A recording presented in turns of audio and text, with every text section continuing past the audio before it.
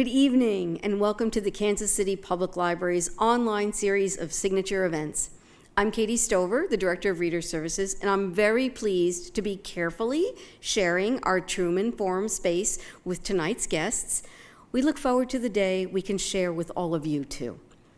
This evening, we get to visit with two of Kansas City's literary luminaries, Steve Paul, author of the just-released literary Alchemist, The Writing Life of Evan S. Connell, and Whitney Terrell, Associate Professor and Creative Writing Director at UMKC, and one of the founders of the Maya Angelou Book Award.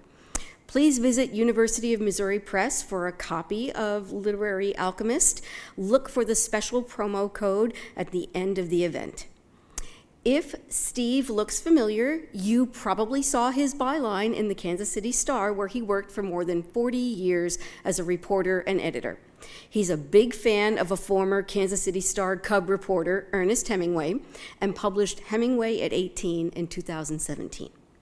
If Whitney looks familiar, you've probably seen one of his 3 novels sitting on a bestseller list. The Huntsman, The King of Kings County, and The Good Lieutenant have all made best-of lists in their publication years. Tonight, we'll be hearing a conversation about another Kansas City literary legend, Evan S. Connell. Connell's paired novels, Mrs. Bridge and Mr. Bridge, were featured in the library's summer reading program this year. Perhaps you've read Connell's award-winning biography, Son of the Morning Star, The Life of George A. Custer. Steve Paul has taken a close look at the writing life of Connell in Literary Alchemist, and Whitney Terrell is going to ask him all about it. Feel free to drop your questions in the chat. And now, please welcome Steve Paul and Whitney Terrell. Thanks, Katie. Nice to see everybody. Hi, Steve. Hi, Whit. Thanks for having me, Katie. Okay, so let's do a little geography here. We're on Main Street and 47th at the Plaza branch of the Kansas City Public Library, which is a lot nicer than it was when I went here as a kid. Yeah. What are the chances that Evan S. Connell checked out books from this very branch, or at least visited here? From this very branch. I'm not sure this branch existed here at that time. He definitely got books from his school. He went to Border Star Elementary School in Brookside. Yeah. And I'm sure he got Where books. I used to practice soccer. There you go. Well, I'm sure he got books from that school library. And as a matter of fact, I write about a particular reading program that Border Star had started up while he was there, which had students reading a book a week in all sorts of areas and disciplines. As far as I know, he's the only student from Border Star who came out of that program and ended up being a writer, but it certainly must have had an effect on his reading and writing life. But is Border Star the one that's across from the dime store on 63rd? Yeah, sure. Okay, Yeah. I was thinking, what's the one that's on Westover and Warnell? Yeah. The one that's closed, that's been closed for That's where my mom went. Okay. And that's where I used to practice soccer. But Border Star also. Yeah. Border Star. Okay, so the fascinating thing about Evan S. Connell, and one of the things that we're going to talk about at the beginning, although he had a wide, long life, and you've chronicled it in beautiful detail in the book, is that he's not just a Kansas City writer. I mean, he could have walked here. Whether this branch was here or not, we'll check with all the library historians. Will tell us, I'm sure, immediately after the program. He's an Armour Hills writer. He's a Southwest High School writer, a Brookside writer, a Ward Parkway writer. He's a Plaza writer. I mean, this is his territory. This is where exactly. and what he wrote about in 2 of his books. What were his home addresses again, growing up? His boyhood home was 210 West 66th Street in Armour Hills, as you mentioned, just a couple blocks from the Brookside neighborhood shopping center, and just a half a block from Southwest High School. When he was in high school, towards the end of the 30s, near the end of high school, his father had a house built in what was not yet incorporated Mission Hills. It was on Drury Lane. At the time, it was 1515 Drury Lane. And I had to figure out... Work with the memory, by the way. Well, I'm not done here, but a few years later, the address changed to 2215 Drury Lane. And I had to get in touch with the Mission Hills people to find out what's going on there. Why did the address change? And it happened around the time of their of the city's incorporation, Mission Hills incorporation in 1949. So how far is that I think. west past state line? Half a it's dozen right there. blocks. Yeah, Okay. it's not too far west. I mean, the other things that come up in your biography and sometimes in his writing are things that I think Kansas Cityans will be familiar with. Strauss-Payton, you talk about the photo company, the mirror pool in Ward Parkway, which is a scene. Is it in Mrs. Bridge? Is that Mr. Yeah, Bridge? with the boat race scene. Which everybody knows, that pool, and was around 60. It's like near the Country Club Christian Church, right? Yeah. I think my kids and I skated there a little while ago. Irv Hockaday, you mentioned, Southwest High School, the Kansas City Star mailroom, Sunset Hill. I mean, what was it like for you? You've lived in this area too, like doing a biography about a person who grew up in the place that you've been living for so long. And I lived not too far from his boyhood home. It didn't take a real long time to realize. I mean, I knew going into it, I think. I had spent a lot of time in that boyhood home. We were very good friends. We had good friends who lived there for a lot of years, 80s and into the 90s, and we'd hang out and have parties there, and that is so crazy. So you literally like played in the house of a guy that you would later grow up to write a biography about. Yeah. I mean, I was an adult at the time. So So it was. So what years were this? Those were in the beginning of, let's say, the late 70s, 80s, into the early 90s, when I was already working at the newspaper and hanging around with literary types, and was the family who lived there a literary type? Yeah. Okay. There was a whole scene of people who were involved in small press publishing and poet, so I hung out with the poets and the artists and some of those creative people. That's awesome. Did they know that it was Connell's house? Yes, yeah. Had they bought it because it was Connell's house? I doubt it. No, I don't think so. And I don't remember exactly. I mean, he would have been alive then, right? So. Yes, yes, definitely. Yeah. He was definitely alive, but he hadn't been back in town. That was so late 70s, early 80s. He hadn't been back in town since his father had died in the early 70s, and wouldn't be back for another several years. I wonder, it just dawned on me, I wonder if he came by the old house during the making of the movie, which he spent, a good 10 weeks here during the making of Mr. and Mrs. Bridge. My friend would have been in the house then. I can't remember, and unfortunately, she died a couple years ago, as did her brother. And so I can't verify that. Can't check that. Yeah, suddenly the biographer wants to check that. Yeah, too bad. Okay. We're not going to spend forever on Kansas City, although obviously I want to talk about Kansas City because of Connell's connection to the city. But that's not his whole life. Once he leaves Kansas City, he really doesn't come back very much, as you mentioned. But he does famously revisit Kansas City in his fiction. So before we leave this time period, I just wanted you to talk to us a little bit about his parents and his relationship with his parents. Yeah. And obviously everyone connects the parents to Mr. and Mrs. Bridge, and those connections are imperfect and not exact, but you talk about them in the book. And let's just talk about the real parents first before we talk about the novels. His namesake, he was the namesake of his father, Evan Shelby Connell, who was prim and stern and kind of a quiet man, but he was a doctor. He was an ear, nose, and throat specialist, and in fact was sort of the upper crust, eye surgeon, go-to eye surgeon for many years.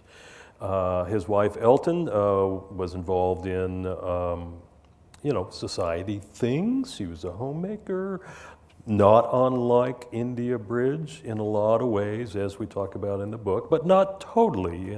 Connell said, yes, partly her, but partly other kids' mothers. It was a tough relationship, and it was a kind of a loveless relationship among the parents and the children, and you learn. And you mean between the parents, or between the parents and the kids? All directions. Okay. All right. That's not very much fun. there was not a lot of great communication, and you see that sort of reflected in the novel.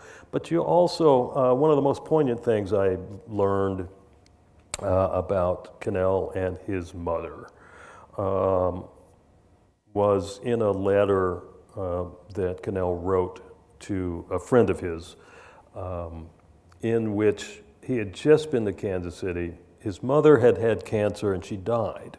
This was mid-July 1958. Right before Mrs. Bridge came out, which probably solved some problems for Connell. Yeah, months before Mrs. Bridge had come out, pieces of Mrs. Bridge had been published in the Paris Review and in a San Francisco magazine called Contact, but there's no evidence that she would have seen that.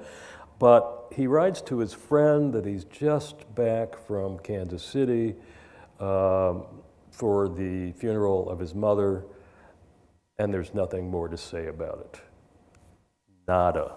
And he almost had never talked about his mother again.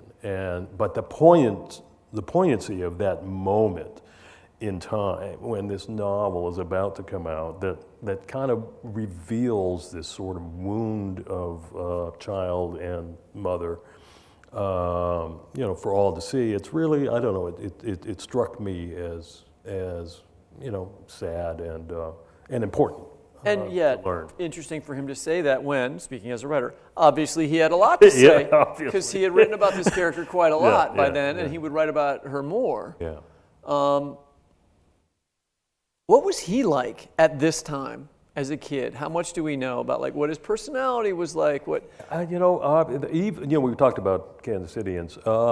As recently as in the last year, I've heard from a friend whose father went to Southwest High School with him, and referred to him as very quiet. Yeah. Everybody refers to him as this quiet kid. He's not a great student. He was involved in certain activities, the engineering club.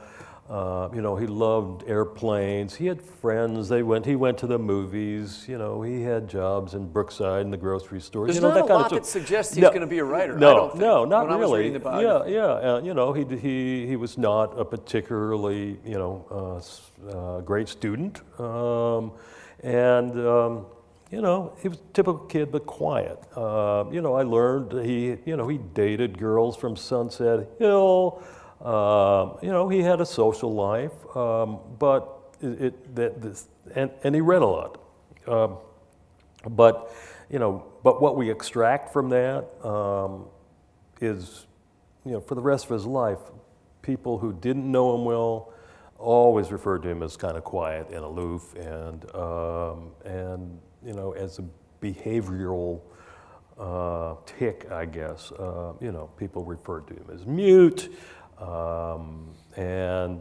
Unless you were in his inner circle of really close friends, you saw a different side of him. You saw him as, he had a sense of humor. You see that a little bit in college, and I write about this period at KU when he's drawing and writing for a humor magazine at KU, which is, there's some pretty fun and wild stuff there. So you get a sense he has a personality. He's suave, he's debonair. Women, fell over themselves to be with him, especially after he grew the mustache. Mustache did it. And the bomber jacket, the leather bomber jacket, after the war. So. Well, there is this post-high school period in his life that's kind of a little messy, where he moves around a lot. He starts at Dartmouth, but then he leaves and goes to the draft. He joins the Naval Air Corps. And then after getting out of the Army, he was in, I think if I'm getting this right, the Naval Air Corps from 42 to 45. And then, as my dad did, he gets out of the Army and goes to KU and gets his BA. Yep. But he's older. He's an older student. He's slightly older student. Non-traditional college age student, of which there were many at that time. Yeah, and so there were others, in that same boat. And then so after he spends about a year and a half at KU, gets his BA, and is, he's studying art, which he continued to do, to enjoy drawing, and he sort of had this period where he's trying to decide, do I want to be an artist, do I want to be a writer? He was encouraged to move on to grad programs at Stanford and then Columbia, where he mostly focused on writing, but apparently also took art classes and continued to do life drawing and that sort of thing. But I want to pause and go back to that encouraged to go on to Stanford. Yeah. He was a Stegner Fellow, which is now a very prestigious fellowship. Sure. Now, that was an earlier day, and he was actually legitimately going to study with Stegner. Yeah, right? yeah. So, but still, like, someone thought that he was good at this time. There was a professor at KU named Ray B. West, who comes in and out of kind of mid-century literary history in a lot of different ways, and crossed paths with Connell again after KU. He was the editor of a journal called the Western Review. He had come through both Utah and Iowa, and he knew Stegner, and I think it was West's encouragement to go west to Stanford, where Stegner was just starting this graduate writing program after the war. Okay. So he's in Stegner's first class of fellows. Oh, it was really brand new. Yeah, Okay. 47. And then, Smart idea. He wanted to go back, and Stegner encouraged him, and then they realized, oh, you're going to become a writer. You don't need to be here again. And so he decides to go to Columbia, where other writers were teaching, and he thought he was going to study with Carolyn Gordon, but she was on sabbatical. He ends up studying with Helen Hull and J.R. Humphreys and people I frankly didn't know that much about and didn't learn much about his Columbia experience. But so he's clearly on a path to become a writer. He wants to become a writer, and he's at KU when he publishes his first commercial short story, which is a war-related story.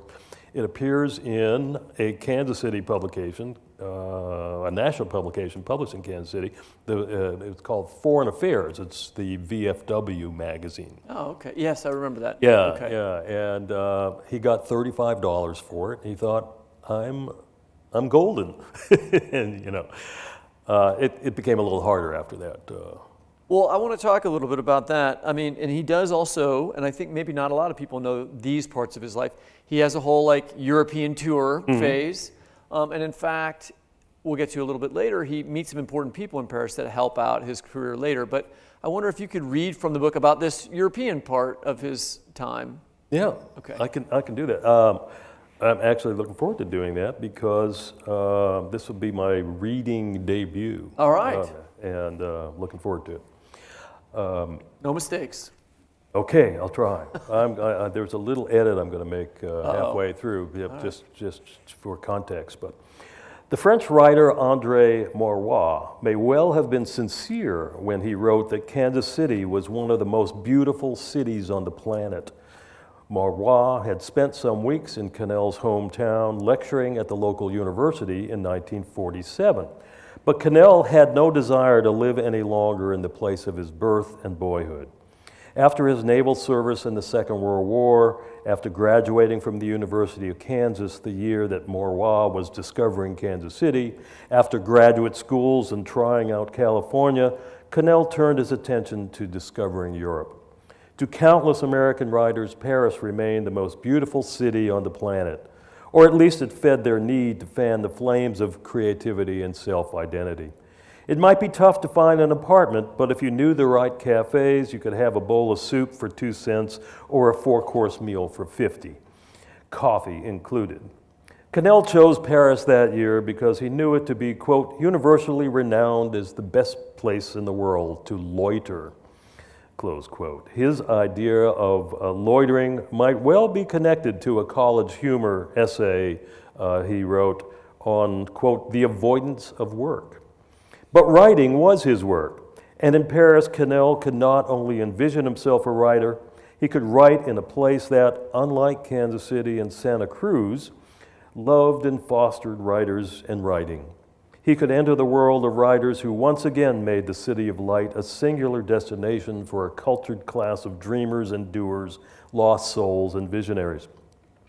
William Styron had also arrived there in early 1952 and quickly determined that, quote, Paris is the nuts. He would have been happy to hang around for a long time, but as Styron told his agent, who happened to be Connell's agent, Elizabeth McKee, The, quote, perpetual joie de vivre in the air precludes the writing of a long, tragic novel.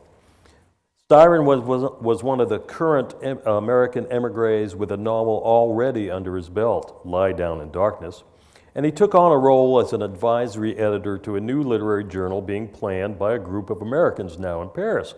It would be called the Paris Review. After touching down in Paris, Connell spent the summer of 1952 traveling.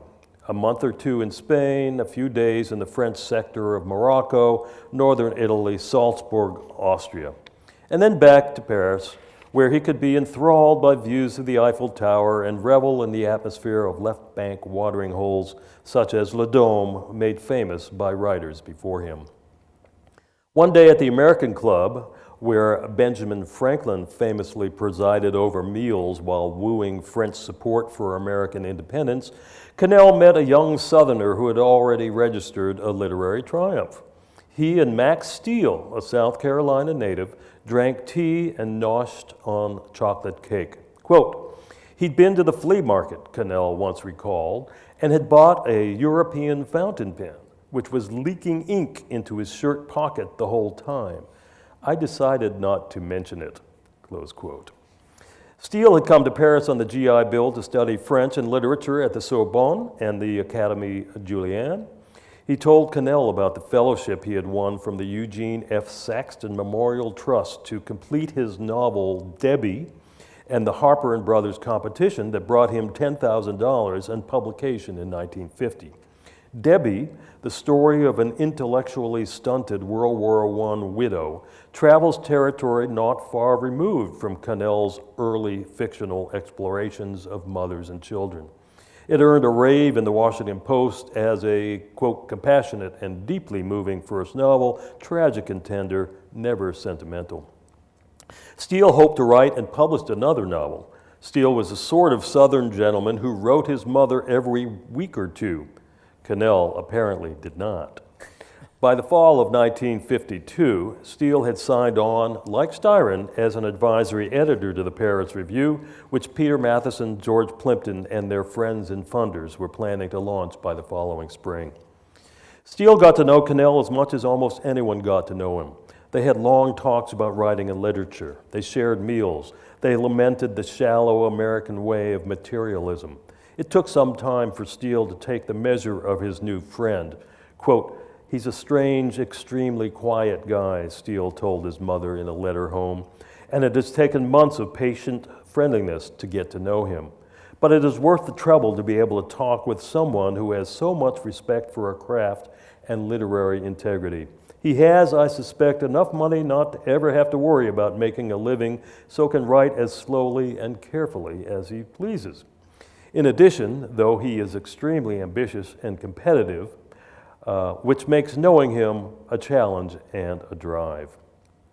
A few months later, Steele distilled his evaluation into a single sentence, a kind of stamp on Connell's being that anyone who knew him over the next 60 years would recognize, quote, he's a strange, silent, extremely lonesome person who can write like no one else. Thank you. That's really good. I was just thinking about the biographers like Kraft. So where did you get those quotes from Steele?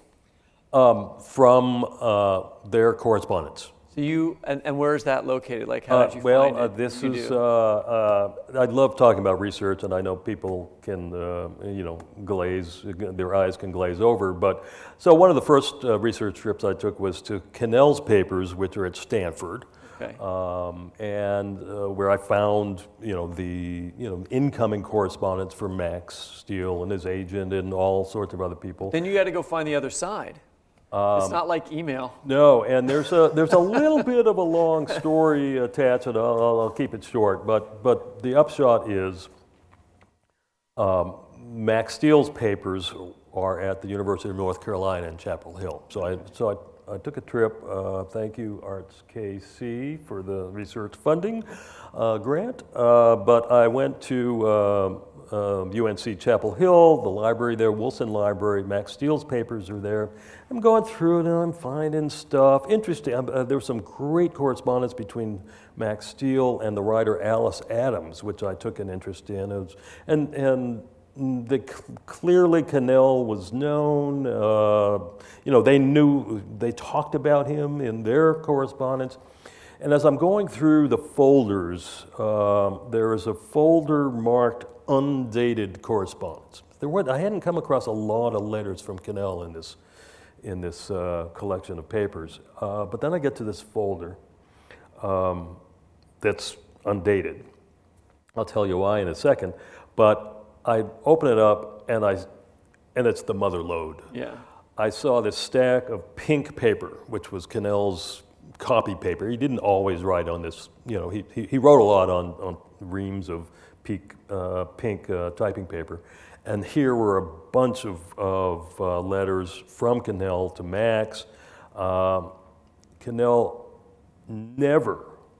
always typed his letters, never put a year on them. It was always March 3, occasionally Tuesday.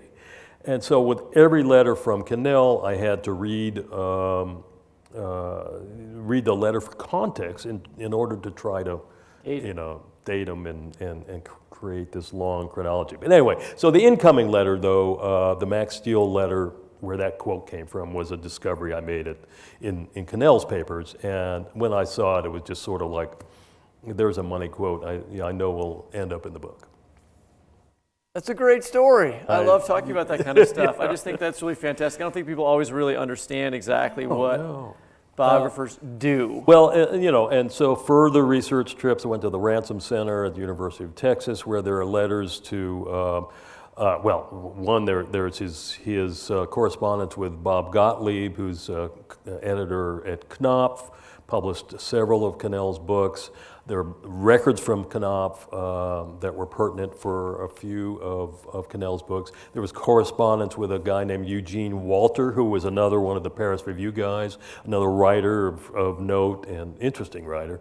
And that's where I found the earliest, we reproduce a page from one of those letters, the earliest paragraphs of Mrs. Bridge, or in a letter to Eugene Walter. Oh, cool. All right, so speaking of that book, we're at the period of time in his life, and he starts writing it in 1954. He's 30 years old. He's published a couple of, there's the anatomy lesson. That had come out like right around that time. Short story called The Anatomy. Okay, right. He was working on a novel that was going to. And then the Patriot was the. That was later. Okay, so The Anatomy. He was working on a novel in Paris and Barcelona that would have been called The Anatomy Lesson, but it wasn't working. Okay. This is what I want people to understand. Yeah. Because people imagine he just sprung into the the world. Here's this flawless novel, but no. He's been writing quite a bit. He's applying for this Saxon Fellowship grant, and he's telling them, I finished the draft, but now I'm blowing it up, and it's just not working, and he was not getting good feedback on it. But there were a couple of standalone stories. One titled The Anatomy Lesson, which is set in my mind at KU, it's a really fun story. But that was published in a journal, New World Writing, and then a second standalone story from that novel project that ultimately failed, called The Cocoa Party, which is another story set at KU, is published. It's the first story that George Plimpton accepts for the Paris Review. And that ends up being a big break for him. Yeah. There was a dispiriting line in this. It made me feel good when he was struggling with the other books and having problems. I always feel good when that's happening in a writer's biography. But then there's always a dispiriting line, like when he starts on Mrs. Bridge, you wrote, it took him only a few months to complete a draft. And I'm like, no, that's not fair. So, you're describing this other work, but he was also, I think he tried to write about his war experience maybe a little bit before this, or at least around this time he wrote about flying planes. So he was working on this novel that ends up being called The Patriot, that, once he finally lands a publisher, Viking, his agent and the editors there are trying to lay out a plan for him. And, Mrs. Bridge the India Bridge novel wasn't quite ready, and the Patriot needed a lot of work, so they published, his first book was a book of stories. But it's also really not like his other writing, it seems to me. I mean, like how much does Anatomy Lesson sound like Mrs. Bridge? Well, it's different in form. I mean, it's in a way, it's a more conventional form of short fiction. Okay. So it's not fragmentary like the novels, but his, they're wonderful stories. He was a very fine short story writer. Not everything was great, but those stories were very highly regarded, and got really good reviews, and really set his path for attention. I mean, but they are different. You're right. No, they are different in structure and a little bit of feeling as well. But his fictional practice was to focus on the details and the small moments of life. Chekhovian kind of, So at this time, it takes a little while for the book to come out, and the Paris Review publishes a large sort of portion of it, and we've already mentioned that comes out right a little bit, I think, around the time of his mother's death. We're talking like 1958 by now. Yeah, the Paris Review excerpts were in 1955. Okay, so that came right away, and then later there was a larger part of it was published Contact magazine was brand new in Sausalito. It came out in 1958, published pieces of it. But then the book comes out in early 1959. There's a great photo in the book that's talking about this time period where he and his parents are sitting at Mission Hills Country Club. Were they members of Mission Hills? Undoubtedly, yes. Okay. Yeah. And so I don't know if I can find it, but or it you would remember be what page slightly it's on? after that, yeah. Here it is. People may or may not be able to see it, but you can buy the book and see it. But they're celebrating the publication of the Anatomy Lesson and Other Stories. So they don't know about this other book quite yet, right? No. And there's no hint of it there, yeah. That was a lovely and interesting moment and photo to think about, And it made me think, of course, you write some about how the family reacted to the book. Mm-hmm. Obviously, his mother was dead, but what about the rest of the family? His sister Barbara they were all proud of him, Even his father might have been proud of him. I've got conflicting reports from his nieces and nephew. I have some experience writing books that involve family members, and sometimes they're proud. Right, yeah. I've got conflicting ideas about whether his father ever read the Bridge novels. Uh-huh. His niece, Connell's niece, thinks he didn't. He says he did. I don't know. I have no idea whether he did or not. There is a copy of Mr. Bridge, for example, that's inscribed to his father, and clearly the family. Really? Yeah. And there's a copy of Mrs. Bridge that his sister received and was thrilled about, and knew that that his portrayal of the kids, the Bridge kids, was not really real life. He didn't think he was writing about her. Her upbringing was somewhat different than the two girls in the novels, but she did say, and it becomes clear really that the character of Douglas Bridge, the son, is very much a portrayal of kind of Connell's consciousness. Yeah. Well, I'm going to say this thing, which I should have said at the beginning. I assume everyone is familiar with these books, but in case you're not, Mr. and Mrs. Bridge are two books written quite a few years apart. Mrs. Bridge was the first one that are about a family very much like Connell's family, with a character Douglas very much like Connell, and a sister very much like one of his sisters, and two parents that very much were like his parents. My aunt knew the family. Mm-hmm.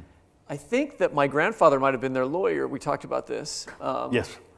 Or at least his Connell's father's lawyer. Not Connell's lawyer. Yeah, I saw that. I actually got the probate. I learned this when I got the probate papers for the doctor's will, and Frank Terrell Sr. Yes, he signed them. Okay, yeah. Well, that makes total sense.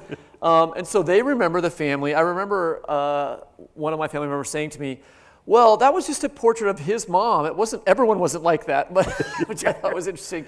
Well, I have to tell you this story then. I might have told you this once before, but it's pertinent. You mentioned your aunt. I gave a talk about my Hemingway book at Bishop Spencer Place when that came out, and I'd mentioned at the end of the talk that I had just begun working on this project about Evan Connell. And right after that, moments after that, your aunt raced up to the dais along with two other women, and they came up to tell me they knew his sister. One of them dated him in high school, and I mean, it was just like it was old home week. I mean, they all lived around there in that sort of Drury Lane area. Yeah. Anyway, so I want to move on from Mrs. Bridge. He moves to San Francisco. He basically begins a life in San Francisco that's going to be where he lives for most of the rest of his life. And good part, good up until 3 the very decades, end, 35, and the last 24 years he's in Santa Fe.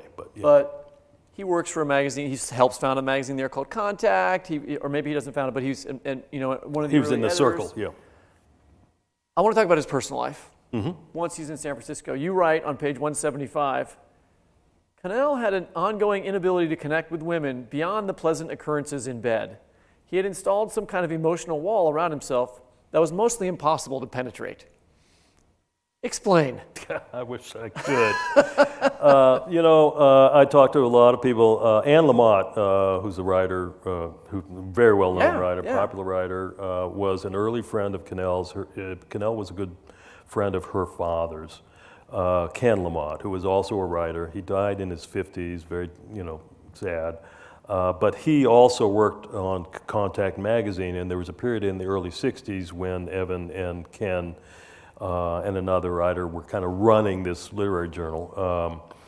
And this was largely Anne's insight that I'm going on there. I had long interviews with a woman who I write about named Gail Garnett, who was essentially a girlfriend for many years, and then kind of a lifetime friend. She traveled with him all the time. She keeps showing traveled up. a lot. Okay. She shows up a lot. They travel to Europe.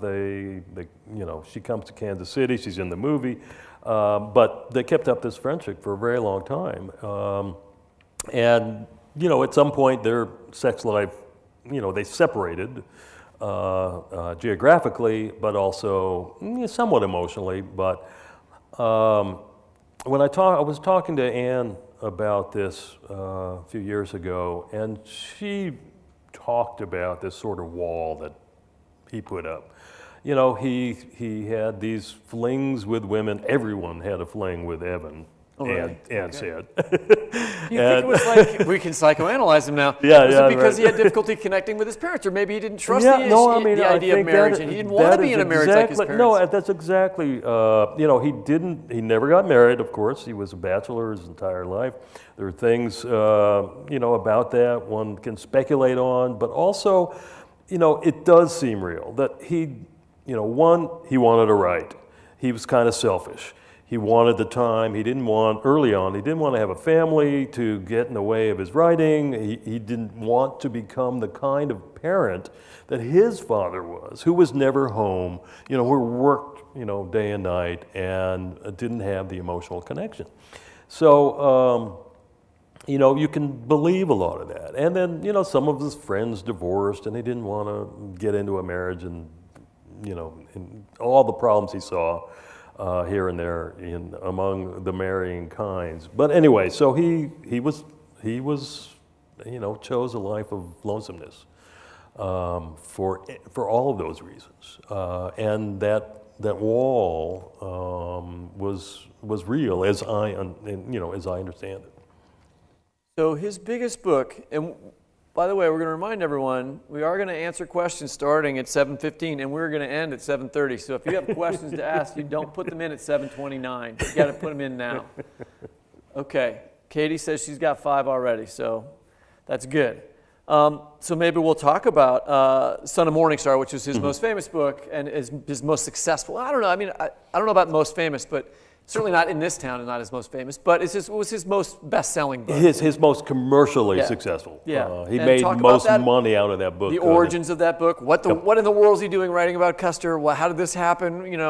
What's going on there? Yeah, again, let's go back to Border Star School when he's reading history and reading about, Western heroes, and Custer was among, the... Which we should say, this is a book that he wrote that is about the Battle of the Little Bighorn. Yeah. The subtitle, Son of the Morning Star, it's Custer and the Little Bighorn. It's about that fateful day, June 1876, when the 7th Cavalry, the book came out in 1984.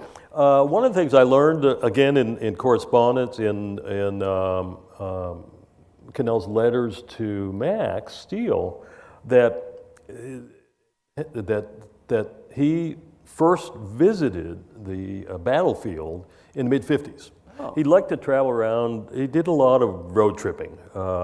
And on one Western journey, he stopped at the battlefield, and as I partially quote him, and he got a sense of his 2 drops of Indian blood, and that kind of that sense of history that he discovered there pulled on him, and he even as early as the early '60s, he started thinking about maybe doing a book about Little Bighorn, and told his agent about it.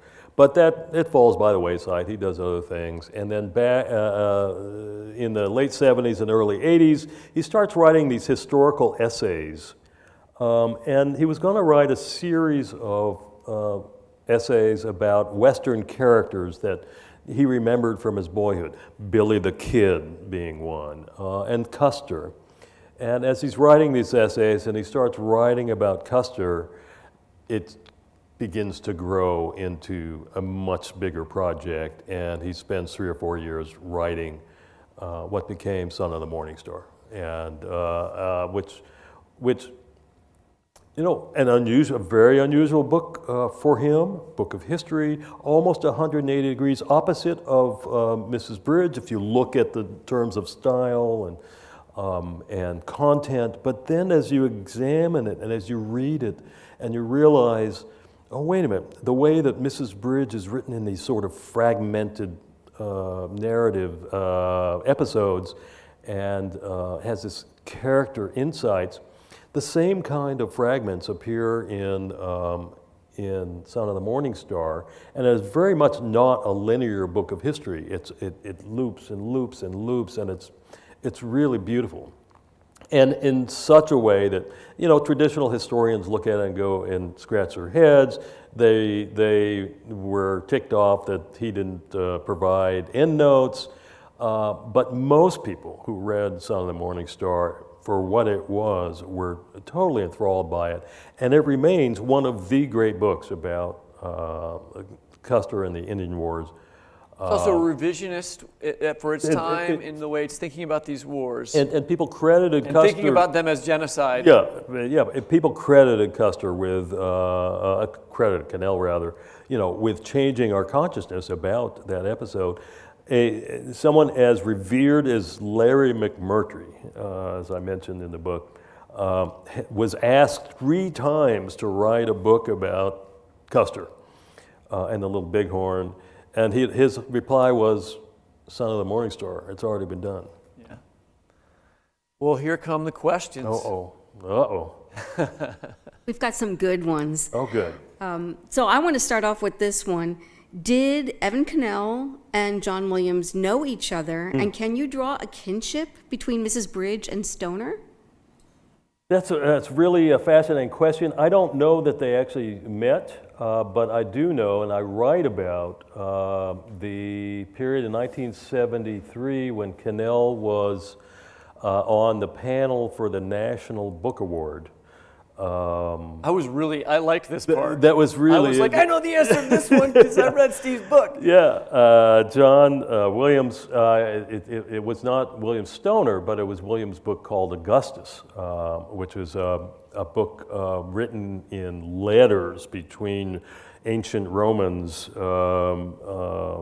and Connell loved the book and wrote about it in such a way and argued for it, and actually argued enough for it that it shared the National Book Award that year, which was kind of unusual to There's give no to way that book wins if he is not on the panel. Exactly. It is a Midwesterner saving the ass of another Midwestern writer who otherwise is going to get ignored by but the New there's no Yorkers who are on the indication. panel. I didn't come across any correspondence between Connell and Williams. Stoner and I think that the questioner may have just set out a graduate student essay to compare those two novels. I think it might be a great idea to look at those two books as Midwestern consciousness and draw those parallels. I do not draw those parallels in the book, but I do write about Williams and the NBA. How about Hemingway? Did Evan know Hemingway? No, there were again. I'm going to be writing a paper about Connell and Hemingway. They never met, but Connell was very conscious of Hemingway. And he sort of had to be in the 50s as he was emerging, as a writer under Hemingway's shadow, and Hemingway's shadow was pretty long in those days. I do write about there was Plimpton had just crossed paths with Hemingway and was planning to do. He calls him a crazy old man. Yeah, and was planning to do this special issue of the Paris Review, which never actually happened. But it was around that time that Connell has lunch with Plimpton, and he hears about this meeting with Hemingway. But no, they never met. They never corresponded, the best I can tell. But I write. But I catch, if you read some of Connell's stories have little echoes of Hemingway. And I was lucky enough to obtain from a family member a copy of Hemingway's paperback edition of Hemingway's short stories that was owned by Connell. And it's got little markings all the way through, and I'm going to use that. There's no annotation, but there are, little marks. And I'm going to use that as kind of the core of this paper that I'll eventually write. You just mentioned Paris Review, and someone who's watching mentioned the Paris Review too, and this question just fascinated me. So Cynthia wants to know, was the Paris Review an arm of the CIA keeping track of any subversive writing or thinking in Europe? Have you run across anything that would give credence to that? So fact or myth, Steve? Yeah, I tried to go down that road a little bit. I decided ultimately not to. There is evidence, in Paris Review, there is evidence that the State Department and possibly the CIA use certain kind of literary programs to kind of gather intelligence. There is some discussion about that involving Peter Matheson, but he was not a big player in this book, and so I didn't go down that road. I had this thought. Although Connell walks out of a thing that Matheson is doing later in San Francisco for Santa Fe.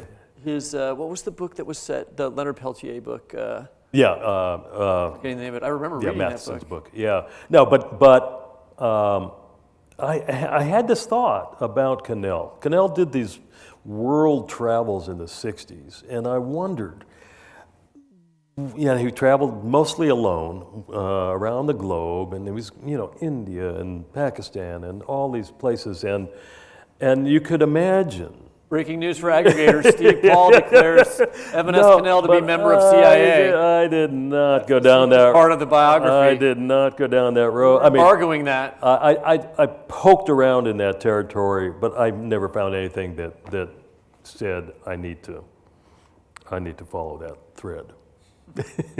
So that's fascinating question, though. That's what you left out. I was going to ask if there was anything you had to leave out. That sounds that's like one the of the things answer I to left that. out. Yeah. Here's another interesting one. What did you learn about Kansas City while learning about Connell? Well, that's a good question. I mean, because I did want to point out that Mrs. Bridge and Mr. Bridge should be required reading in every high school in Kansas City area because not it in the does, Northland. Yeah, but it delivers a kind of social history of the city among the upper crust, among the middle class. But there are glimpses also of poor folks and black folks, and the sort of connection, the sort of racial connection and collisions that are happening in Kansas City back then and later. And I've written a piece about race in the Bridge novels, which hasn't been published yet, but will be soon. And I mentioned it elsewhere, but I think it's fascinating, and I think understanding who this upper crust world is. We've talked about this before, and when I first time I wrote about a writer named Vincent O. Carter, whose novel Such Sweet Thunder. I reviewed that book a few times. Came out 20 years ago and was sort of a literary discovery, and it was a book that's set in Kansas City around the same time as Connell's novels. Vincent O. Carter was born the same year as Connell, 1924, I'm pretty sure, if I remember correctly. And he's writing about black Kansas City. He's writing about immigrant Kansas City and about the North End and where he grew up.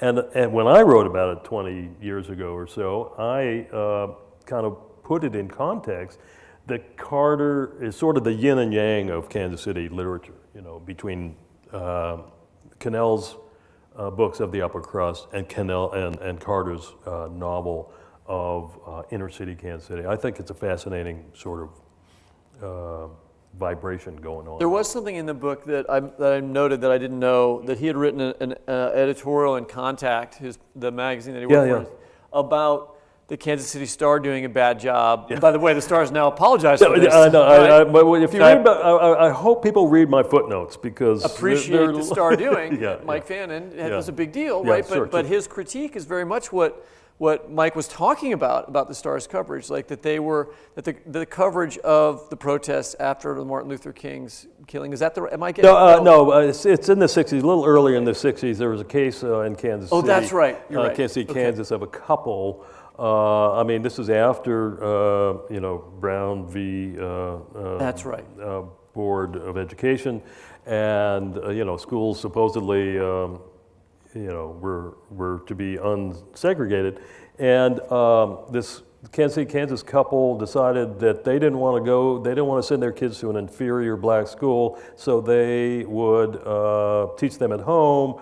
The city went after them, and Connell picks up on this and writes this editorial in Contact magazine about this case. I looked a little bit at the news of the case that didn't appear in the Star, which he well noted. And the couple eventually moved to Omaha, and she became a quite well-known civil rights activist in Omaha. But as I write, Connell was very much aware of the racial split of Kansas City. And as he's writing Mr. Bridge, it's kind of complicated, but the riots, the assassinations of 1968, all that's happening around him as he's writing this book about a Kansas City of some decades ago, earlier, and he's aware of this sort of social problem that hangs over Kansas City, to the extent that as his book is being edited, he sends in 2 new fragments of Mr. Bridge that both deal with race. So he's conscious of this, and it's a significant theme in that second novel. We have one question that's probably a really good one to end on. Okay. Which of Connell's books do you wish people were more familiar with, and why? Wow. That's a tough one because, he wrote all over the place, and so many of his books are different. There are fascinating, one of his late novels was called Deus La Volte, which is about the Crusades. The clash of civilizations, Christianity and the Muslim world. And again, like Son of the Morning Star, it had that same kind of weight, and And it came out the year before 9/11. So it was about that world, and it was about that clash, and it was about the current clash of civilizations. You know, I love there are two books that were presented as epic book-length poetry. One called Notes from a Bottle Found on the Beach at Carmel, the later one called Points for a Compass Rose. And they are fragments of history and contemporary politics and, kind of amazing human things and searches and spirituality. I think it's still wonderful that Annie Dillard, when she wrote about those two books in 1974, was so moved by both of them in an essay that, I refer to it not as a rave, but as a levitation. And those books are, I think, a prime for rediscovery, I think. So I want to just add, we got a couple minutes. I'm going to tack on to what you had asked because I think it's a good question. You do say toward the end of the book, it's on 313, you're quoting somebody, and I'm not going to remember, it's Ulin, but I don't remember the first name of the person. David Ulin, yeah. Okay. Connell remains on the periphery of our literary consciousness, marginalized by his eclecticism, his inability to be pinned down, which is related to what you're talking about, the number of, is that really true? I don't feel like he's on the borders. I don't know that, I mean, if you read this book, you're like, well, he really had a lot. I mean, people really did know his work. He sold well. Yes and no. I mean, I think people were confused by his, the way he jumped from one thing to the other. And they were, as his editor, Jack Shoemaker, puts it, and I put it, after Son of the Morning Star, this great commercial success, what does Connell do? But he writes a book that channels the voices of medieval alchemists in medieval language, which is fascinating if you really have the patience and it's a funny book too, and there's that's a thing about Connell that people don't always catch his humor, but it's fascinating. But it didn't sell a single copy probably, but people discover it from time to time, and it's worth taking. It was originally called the Alchemist Journal. It was republished later as the Alchemical Journals, and look for it. Maybe the library has it, You do find when you look through his books on Amazon, like the Diary of a Rapist, you'll see people writing like, God, I wish more people read this book. This is an amazing book. It's it's got a weird title, but don't be scared off. Yeah, Diary of a Rapist was the book that I decided if I'm doing airplane reading, as I'm traveling and reading Connell's books, I was not going to take Diary of a Rapist on the plane. I mean, I just didn't want to be. Don't want to be seen with a book. Got to put another cover on it. And Connell sort of felt the same way about it to a certain extent. He jokes about, two women in his building, moved out after that book came out because they didn't want to be in the same apartment building with him in San Francisco. But anyway, there are people who think that was a great book. Should have been made into a movie, almost was. John Huston took an interest in it. Never happened. Well, maybe he will be even better remembered thanks to this book. I think it's really important for you to have written about him and to have all this information in one place that now someone can go and find out about this person rather than just relying on anecdotes and stories, which is what I've done for my whole life. So thank you, Steve. Right. Well, and thanks so for much. talking to us about the book. Thanks for all the great questions. I appreciate it. Yeah. I recommend everybody go out and pick up a copy of this book, Literary Alchemist, which is, why people do readings is because they would like you to buy the book, speaking as a writer, but it's fantastic and it should be on your shelf. Thanks.